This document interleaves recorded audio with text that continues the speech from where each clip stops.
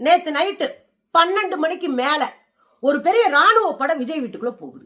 ஏற்கனவே மாநகர காவல் படை உள்ள போயிருக்கு. அதுக்கு முன்னாடியே ஒய் பிரிவு பாதுகாப்பு கொடுத்திருக்கிறாங்க விஜய்க்கு. மோடி அரசு ஒய் பிரிவு பாதுகாப்பு விஜய் கொடுத்திருக்கிறாங்க.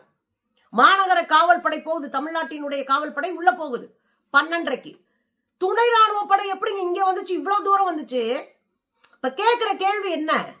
அதுவும் என்ன சொல்றாங்கன்னா, அது உத்தரப்பிரதேசம் நொய்டாவில இருந்து வந்தாங்க.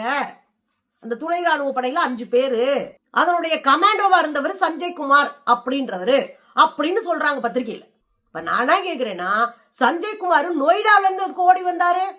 அப்ப இதுக்குள்ள ஒரு அரசியல் இருக்கிறது புரியுதா? நான் என்ன பண்ணாலும் விஜய் என் கூட கூட்டணிக்கு வரமாட்டான், பாஜகவோட கூட்டணிக்கு போனா தமிழ்நாட்டு மக்கள் ஓட்டு போட மாட்டான்ற விஷயம் விஜய்க்கு தெரியுது.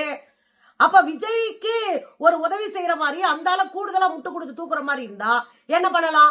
தமிழ்நாடு பாதுகாப்பற்ற மாநிலம், தமிழ்நாட்டுல அச்சுறுத்தல் இருக்கு அப்படின்னு விஜய் வீட்டுக்கு வெடிகுண்டு மிரட்டல் விட்டதாக நேற்று ஒரு பைய பரப்புறான். கடைசியில் உள்ள போய் தேடி பார்க்கும்போது ஒண்ணும் இல்ல. அப்ப விஜய்க்கு பாதுகாப்பு இல்லை அப்படின்னு ஊடகங்களை உருட்டி விட்டு வட சுடணும். அதுதான் இந்த கும்பலுடைய வேலை. என்னங்க இது?